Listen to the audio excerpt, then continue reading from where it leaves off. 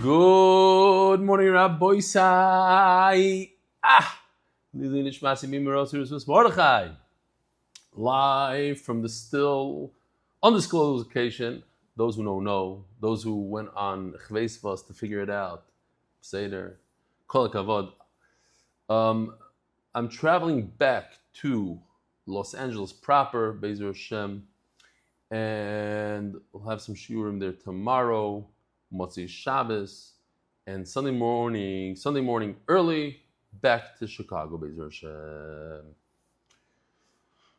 So, real quickly, we'll do this. Why not? The Koil is sponsored by Binyomin Rosenfeld for Hatzlochim business. The Masech is sponsored for safe and speedy return of all the hostages. Parnas HaChodesh, I know we have, I'll show you some pictures soon. Parnas HaChodesh Linishma Zechariah Ben Moshe Linishma Bas Yosef. It's because it's been a zmanim, so the pictures come, the emails come after the sponsors. That's how it is in Ben Zmanim, the last day. Parnas HaChodesh Yedidya Pereira, please Daven for Pedion Shebuyim, Yonathan Yehуда Ben Michal, incarcerated, denied bail in Ireland. Parnas HaChodesh Binyomin Rosenfeld, with gratitude to Reb Biderman, Reb Eli, Gedale, Fenster, and Michael Safdie for, And Parnas HaShavua, official Mitzvah Motivators, the Schuz Refuah, Shlomo, Yakov, Shlomo, Ben Rochel, Leah, Pressman, father of MDY, Elchanan Pressman, Yedidya Ben Fayga, Yechil, Elchanan Hefter, Refuah, Shlomo. Parnas HaYom, Yosef Ben Rachamim, Art of the Month for Schuz, for Reb Eli, and the whole MDY staff. They continue to make Torah so enjoyable for many, so many.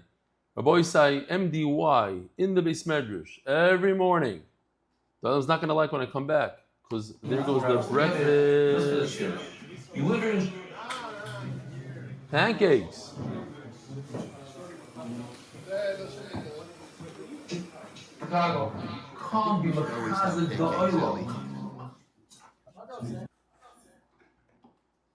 And then we have our very own chef, Reb Eitan Ogerek. We really missed him in Camp Matzah this year, where my son is suffering and not having any food. Last year he was the chef there. Hello, Ellie. We miss you. Very I much. miss you too, Eitan. Every day when we come. My son misses you even more. Yoel, all those pizza snaps and all the food. He only eats certain types of poppers, and it was a whole month he ate potato chips, and that was it. So we really miss you. The boys, check this out from Yitzi S. Vishinantam. His son is on him. They're doing the daf. Yeah, I know. Don't send me any emails. He's wearing yarmulke. Don't worry about it. Akol b'seder. Gewaldig. Daf Nun Tes Amud Aleph, says the Gemara, Tnan Amaschilo Yesh Lo Chazoko. You know what? I will tell the Olam. Let me share with the Olam. Last night, it was kind of late, and I thought that I'm getting like a 2-bedroom place over here, but it's very large, but it's like one open area. So when I give shir, that means that my wife cannot sleep. So she was mevater at least twice, and I was on about 12 o'clock, 12:30ish. I was in the car, 12. So I decided, okay, I'm going to turn off all the lights and everything. I go learn in the car. I've done that a bunch of times in the morning. That's what I do because it's too early over here. It's dark. So I go to the car. I'm learning in the car, and all of a sudden, a patrol guy knocks on my car. He says, "Sir, what are you doing?" I said, "I'm studying for a test." So he said, "Arois, you can't do this in a car." I said, "Why not?" He says, "You're loitering. It's against the rules of the resort. You're loitering." So then I went back into the place, and I, in the hallway, sat on the floor over there. It was gewaldig. And then, of course, I woke my wife up, and she comes out. She sees me on the floor. It was a beautiful scene. I'm just saying the learning during Ben Zmanim, it's not the same. It's not like sitting comfortably at your desk and learning and preparing. It's a whole different matzav. So yishkach for the Olam for being here, and we're all going through this, the pains of Ben Zmanim together. And once again, I want to say tremendous yishkoyach to Mark Ashkenazi. The entire Ben Zmanim, we don't even decide when. I just call, hey, can we do it in 10 minutes? Whatever he's doing, drops it and let's go. Avrami Cohen last night did the shir. I saw his eyes were closing in the middle, but he did it. So yishkoyach to the Olam, unbelievable. Unbelievable dedication to Yosef, Bilyak, and Ariel, and Kobe, all our editors, Yishkoyach Gadol Ma'oid. Tnan, Hamaschila Yesh Lo Chazaka. So if you recall, we had this picture where you see the gutter that catches the rainwater off the roof, and then the downspout. There's the vertical and the horizontal. The horizontal is the maschila. The vertical, the one that goes up and down, that's the downspout. We learned in the Mishnah that maschila yesh chazaka. If you put the gutter, the horizontal, that has a chazaka. Says the Gemara, Bishloim lamando omar hanach tarti shapir. So instead of me explaining it, I could just show you a quick chart that I did. A Bein Hazmanim chart. Obviously, Yoshi would do a little better. Also, Yoshi's going through Bein Hazmanim turmoil. He's moving apartments and he's living by the shver. It's murder. So it says like this: Marziv ein chazaka. I just wrote Marziv doesn't have a chazaka. Why? Since a downspout doesn't have a chazaka, what does it mean? So we had a three-way machlokes. Shmuel says that the owner of the chutzner could decide to take the downspout and move it from, let's say, the right side of the building to the left. And Chanina says he can make it shorter. According to those two pshatim, we understand why a gutter has a chazaka. A gutter, he doesn't move anything. Everything makes sense, everything is good, and we'll see in a second why this third sheet doesn't make sense. What does it mean that you don't have a chazaka? Means either the owner could take your downspout and move it away, you don't have a chazaka, but you can't take it off completely. Or he could shorten it, he can't take it off completely, but you don't have a chazaka.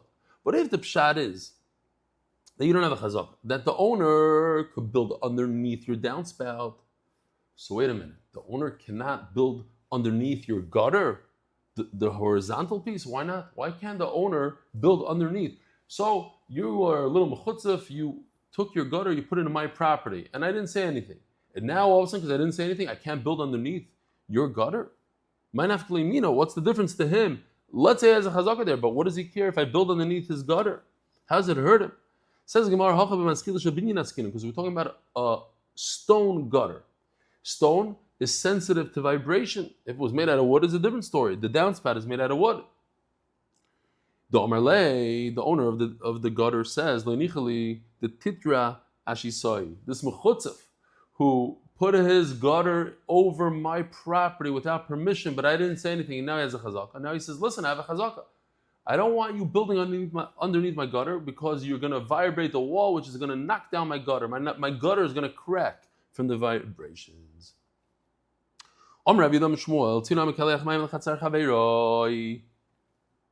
Here, beautiful picture. Mamish Bein Hazmanim picture. I found this myself. Otherwise, Yoshi would have drawn it probably. So people, gather water, especially the environmentalists. You don't want to just waste water. Stop. So you grab water off the roof and you put it in a barrel. So there's two things going on here. The guy that owns the roof, he has the right to dump his water in your chutzner. He can't say anything. Why? You got a chazaka. But the guy of the chutzner who's gathering the water also has a chazaka. I'm using the water. I like this. For the last few years, I've been using water, collecting the rainwater, and using it for my mikvah, using it for my cold bath, using it for my flowers, whatever I'm using it for. This reminds me that's the cold bath. This is what people do today. They take the plunge bath, whatever it's called. They take a barrel full of water, they cool it up real stark. Stop to be mitzvah yourself. Sometimes they say it's very beneficial for your health. So now they're saying it's terrible for your health. The kids are yesh v'yesh. Every half a year it comes out with a new shita. And the owner of the roof wants to plug it up and say no more water going into your chutzner. The Balachaz Ma'akav, he could say, no way. Just like you acquired my chutzner to dump the water in there. So too, I need the water from your roof. Itmar, Rabbi Shaya Omar Ma'akev. So we need to remember these beautiful names. I'm going to tell you a Gevaldik story and you'll be able to remember it. Rabbi Shaya.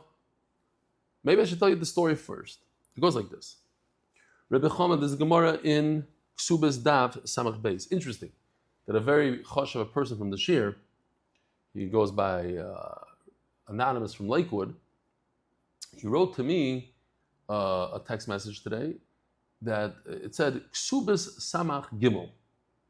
So I said last night in the Shir in Hebrew that Ksubis Daf Samach Beis Amud Beis, which is very close to Samach Gimel, that's where the story took place. So he wrote Samach Gimel, so I thought, oh, the story is not on Samach Beis Amud Beis. I made a mistake, it's on Samach Gimel. I saw the story inside, but okay. But then I open up his text and he says, no, it says, and he circles it, says the word Siyata D'Shmaya in Samach Gimel, because I said it once in Shir, I never found Siyata D'Shmaya anywhere else in Shas, which I already got a few emails, that's in Megillah, and now he's saying it's also in Ksubas. He didn't hear that Shir. I think it's a very interesting thing. I'm talking about a story from Samach Beis Amud Beis, and he's telling me from Samach Gimel and Ksubas. Samach Beis Amud Beis and Ksubas, it says like this follows. Reb Chama went to learn Torah for 12 years without seeing his family. When he came back, he remembered the story that somebody else learned Torah for a very long time, maybe also 12 years, came back, and he surprised his wife, and his wife dropped dead from shock. So he's like, I'm not going to do that. I'm going to go to the Beis HaMedrash, and I'm going to learn Torah. So he goes to the Beis HaMedrash, and he figured, eventually, and he sent somebody to the house, your husband is in the town, take it easy, don't be shocked. So he's in the Beis HaMedrash, and a Talmid Chacham comes over to him and starts back and forth. He saw that he's a powerful, powerful Talmid Chacham. We'll see soon, he might have been even on a greater madrega from Reb Chama himself. Reb Chama eventually goes to his house, and when he walks into the house, he sees that Talmid Chacham in the house, and that Talmid Chacham stood up for him. So Reb Chama says, why are you standing up for me? You're a tremendous Talmid Chacham. So his wife says, husband, Reb Chama, this is your son. This is your son, Rabbi Shaya. He didn't recognize his son. He was away for 12 years. Unbelievable story. So, Rabbi Chama was very sad to begin with that he wasn't there to bring up his son. And now he's happy that he was able to see that his son, not only did he grew in Torah, tremendous madregas. Why? Because he learned with his grandfather, Rebbe Bisa. Rebbe Bisa is the grandfather. Rebbe Shai is the grandchild. Rebbe Chama is the father. Which is interesting. At least he was concerned because of good things. He was very worried that he went away to learn Torah for 12 years, and his son didn't grow up with a father. Many of us, me myself included, we check out for 20, 30 years. We do business, and we forget about the mishpacha and the children and everything else. At least he had a good thing to be concerned with. So now that we know the story, Itmar Rabbi Shaya Omar Ma'akiv. Rabbi Shaya, the grandchild, the son of Rabbi Chama, says that the owner of the chutzner could say, you cannot plug up the water coming off the roof. I use the water. Rami Bar Chama, Rabbi Chama Omar Enu Ma'akiv. The father of Rabbi Shaya says, not Ma'akiv. Typically speaking, when a father and child argue, you go with the father. He's a previous generation, more chashuv. So they went to ask the grandfather who taught Rebbe Yishai the Torah, Amar Lu Ma'akiv. He corroborated with Rebbe Bisa. So says Rami Bar Chama, if you have 3 generations, 3 generations of Torah will not be cut off. The Torah will continue in that family. Rabbi Shaya, Benoi Shur Rabbi Chama, Benoi Shur Rabbi Bisa. And now we have a beautiful story about all 3 of them, Rabbi Shaya, Rabbi Chama, and Rabbi Bisa. And in fact, we paskin like Rabbi Shaya. I'm thinking now, maybe because Rabbi Chama's father also said like that, which is, Uncle Reb, you see, Tosfos talks about it, that Rabbi Shaya bedoiroi, Rabbi Meir bedoiroi. Rabbi Shaya was like Rabbi Meir, huge madrega.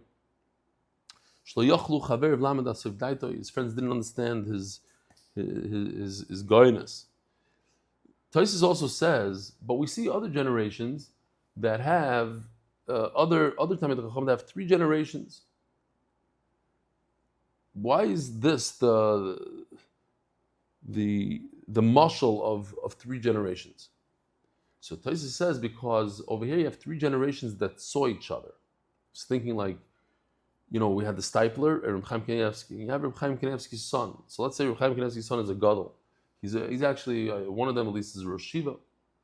But that Rosh Hashiva was probably a small child because the Stipler was nifter 40 years ago. So how old was that son? He was a child, maybe a teenager. So it wasn't 3 generations at the same time. 3 generations at the same time, loy b'meheri natek, that lasts for a very long time. The Shabbat Rav says that we say in Zmiros and Shabbos, v'zakenu lirois banim, banim ubrei banim, oiskim b'Torah b'mitzvahs. We should be zoichet to see. So he says, why should we be zoichet to see? What's wrong if we don't see? What's wrong if... The point is that we should have generations of Torah. Son, grandson. I hear, we want to see, but why is the lirois? V'zakenu lebanim ubrei banim oiskim b'Torah. He says, based on this Tosfos, that it's a whole different madrega when they know each other and they're together, like Rabbi Sor, Rabbi Shai, and Rabbi Chava, then it lasts forever. So the Gemara, Sulam HaMitzri, Ein Lo Chazaka. When you have the Egyptian ladder, there's no Chazaka. Echidomi Sulam HaMitzri. What's a Sulam HaMitzri? Here we have a beautiful picture. The Egyptian ladder, because it only has 3 rungs. It doesn't have 4 rungs, it only has 3. What's Chaloin HaMitzri? So we said Chaloin HaMitzri is something like this. Let's do this. Mark, did I show this other picture? Just in case I didn't show the... Oops, sorry. This is Chaloin HaMitzri. And let's do this. Yeah. Now, that's Chaloin HaMitzri 3 rungs. Just in case I didn't show it. This is Chaloin Tsuri. It's where you can't get your head through the window. Why does the Mishnah say, what is a Chaloin Tsuri? You can't get your head through. And it doesn't say that a ladder, a Mitzri ladder, doesn't have 4 prongs. Why not? Says Gemara, because Yehuda says in the end that im yeshlo malbein, if it has a frame, even though you can't get his head through it, nevertheless, it's still a chazaka because it has a frame. Or Reb Zera, let's call arba amos is about 8 feet. So if you have this chaloin tsuri that's under 8 feet tall, so if yesh chazaka, if you're sitting with it for 3 years and you don't say anything, that's a big simon that the guy should have been makbid, and since he didn't say anything, the owner didn't say anything, it's a simon that's yours. And he has the right to protest and say, what are you putting a window under 8 feet, under 4 amos? But if it's above 4 amos, how is somebody going to look? It's not going to cause any damage. Nobody's going to say anything because nobody cares. In fact, you can't even protest. You're right, above 4 amos, there's no chazaka. And he could protest. He could protest, says Rabbi Lo. So says Gemara, there's a concept of why are you acting like somebody from Zdaim? What do you care if he puts a window up there? That one man, Rabbi Lo says, we don't force this Zdaim rule. If he wants to be a Rasha, let him be a Rasha. No window overlooking my chatzah. No, of course, if somebody's acting improperly, he's acting like a Zdaimi, we force him not to. And we say, let him have a window. Maybe he'll put a bench underneath. Here we have a beautiful picture. Maybe, I love this guy with the shleikis, the short pants, the whole thing. Maybe you'll climb on something, even though it's a very tall window, you'll climb on something and look into my chatzar. What is that called, Rabbi Isai? That's called Hezek Riyah. Hezek Riyah would mean that causing damage by gazing into somebody else's property. We had a whole machloikis in the beginning of the Masechta on the Beis, actually, the Beis. Is it considered a damage? Is it not considered a damage?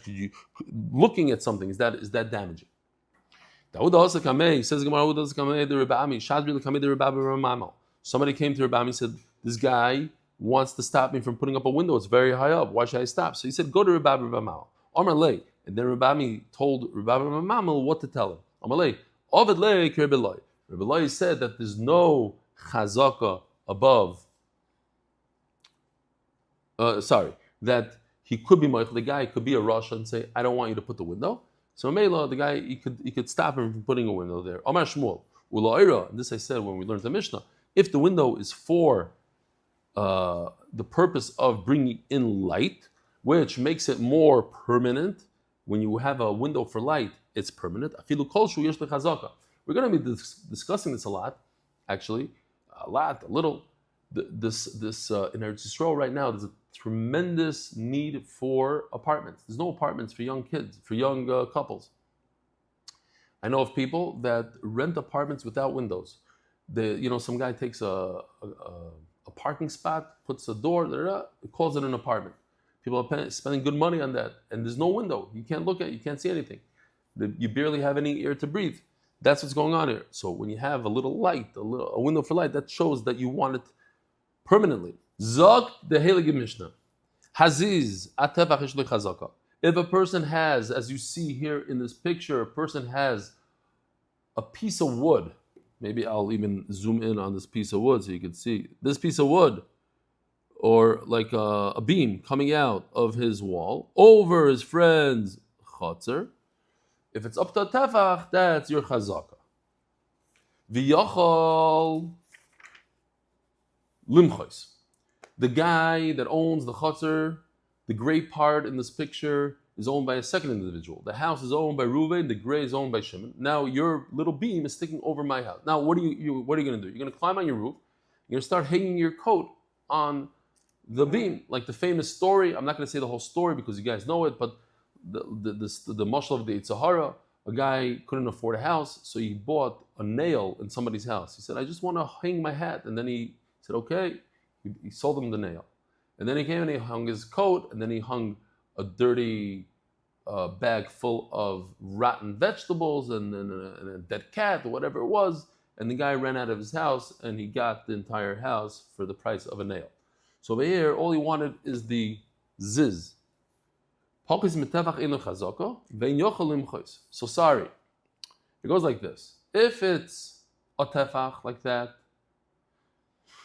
then that's a significant amount, and that's a chazaka. People should protest that, and he has the right to protest it. But if it's insignificant, it's like this, it's less than a tefach, then just the fact that nobody said anything, nobody cares, it's very small, so nobody's going to say anything. And in fact, he can't even make a protest. He can't make a chazaka. Omer Rabasi, Omer Rabmani, V'amri lo Omer Reb Yakov, Omer Rabmani. Oh, so we have to do the sponsors. I'm sure I forgot a few days during Ben Zmanim. Sponsored by Yisrael Share Construction Management and Supervision and the Life Share Community, protecting families today before tomorrow's unexpected loss. Kidnovations LLC in honor of my uncle Reb Elchanan Pressman and Fischel, and as a schus for Akiva Simcha Ben Fayga and Yehuda's Bas Yafo Chayo Shkoya. Omer Rabasi Omer Mani, V'amri lo Omer Yakov Omer Mani. Hirzik betefach hirzik barbo. So Gemara understands. Let's do this for a second. Gemara understands if you made a chazaka on a small amount on the tefach part, then you get the whole red part for free. Says Gemara, Michael Amar, why should that be? If you made a chazaka on a small piece of a wood, why do you get to extend it all the way up to 4 tefachim? Amar Abaye, this is what I meant to say. This is what they meant to say. Herzik roichav tefach b'meshach arba. If he indeed made a chazak on what you see in this picture, 1 plus 3 equals 4. 4 tefachim long, 1 tefach wide. If that's what you did, then what we give you for free is the width. We give you 4 tefachim wide, and it'll look something like this. Boom. If you made a chazaka on the brown part, 1 tefach by 4, we'll give you 3 tefachim, and we'll make it 4 by 4. Why? Because 4 by 4 is a makom chashav. 4 tefachim out is you made a chazak on a makom chashav, so we'll give you a real makom chashav of a 4 by 4. If you did a chazaka like that on something that's 4 tefachim long, 1 tefach wide. Then I give you the width of 4. If it's less than a tefach, you don't get a chazaka, and you cannot make a macha on it. It's too insignificant to protest. Omer Avuna.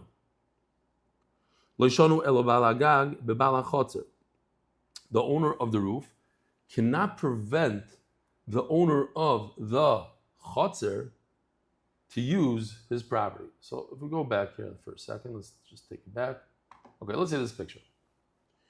The owner of the roof cannot tell the guy on the bottom, hey, don't hang your bathing suit to dry out on this peg. Okay, you can't do that. Why? Because we're talking about hezegria, we're talking about causing damage. How is the guy on the bottom going to cause you damage if he hangs his bathing suit on a peg? What, he's going to see something on the roof? The roof is too high up. But the guy down there below can tell the guy on the roof, do not hang your bathing suit on my peg, because while you do that, you might see my kids swimming in my backyard in the pool, and I don't want you to look in my backyard. So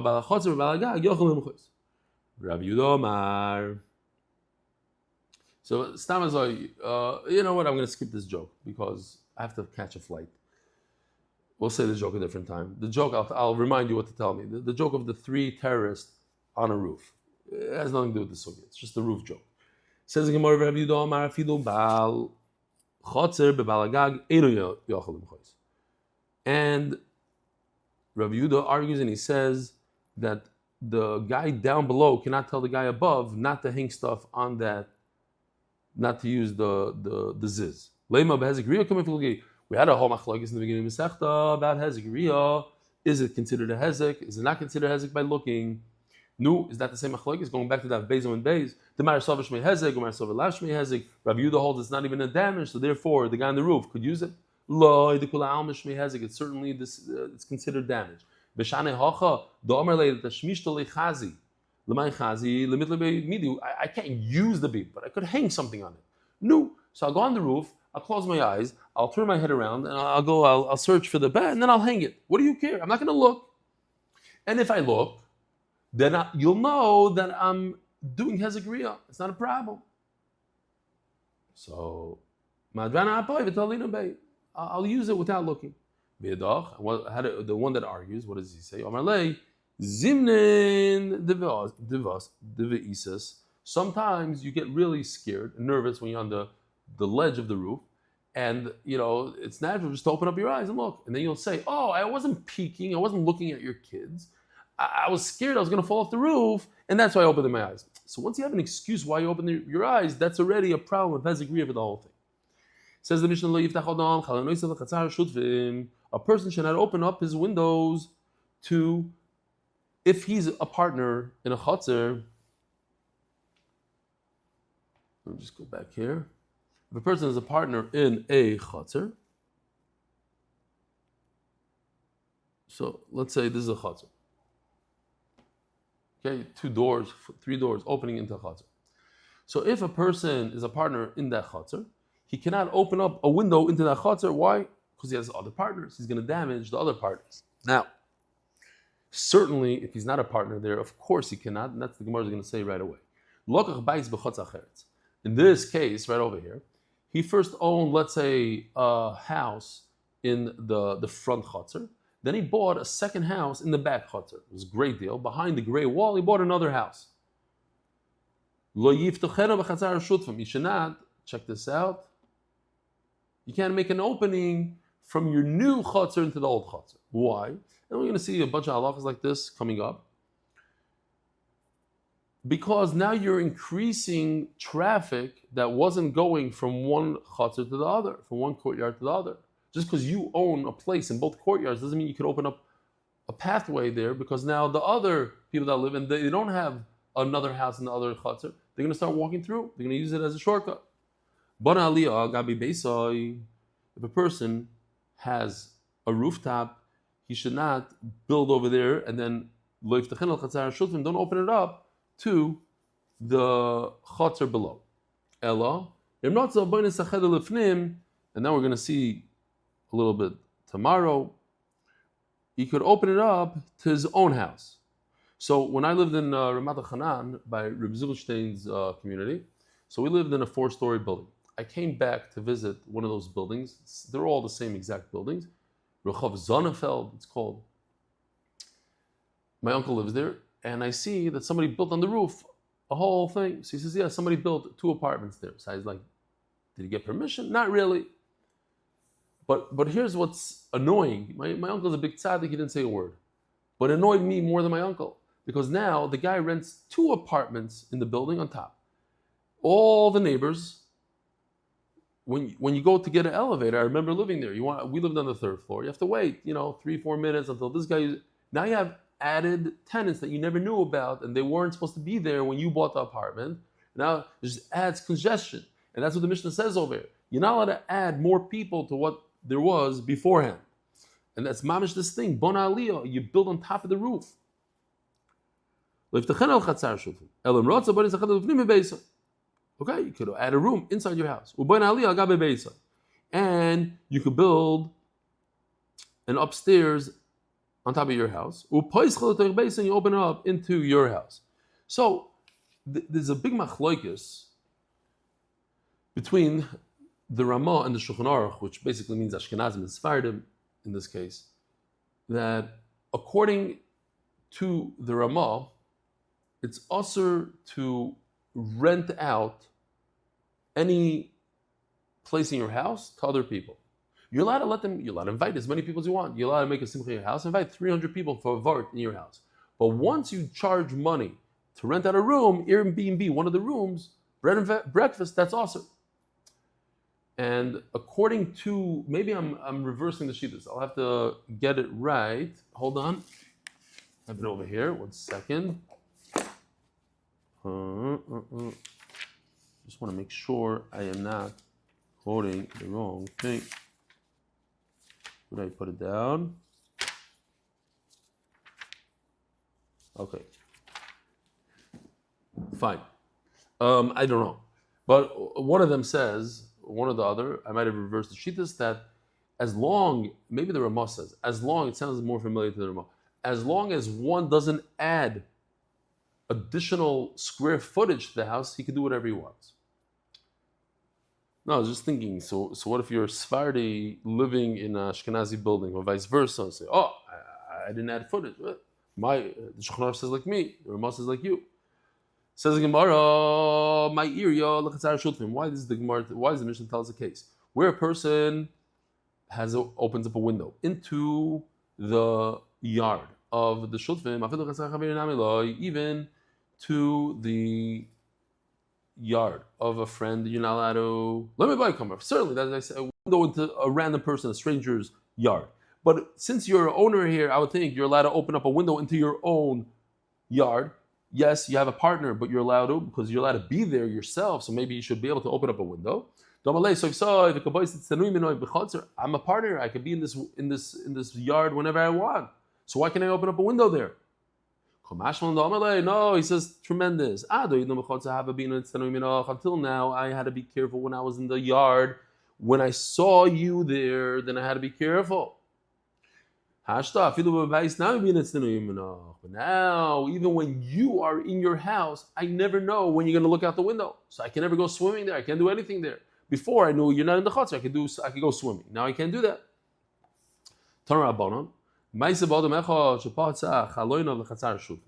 There's a person who opened up a window into his partners. They were partners into the yard. And they came to Reb Shmuel. You made chazaka, my son. You made chazaka. This is the famous Reb Shmuel who said all the way in the beginning of Perek Cheskas Habatim. Reb Shmuel says that it's possible to make a chazaka in one day. You don't have to wait 3 years. Something that you do in front of the other person, in front of the owner, he doesn't say a word. Like you all of a sudden open up a window, you put a window there, and the guy looked at it, and he didn't say a word. Boom! It's a chazaka on the spot.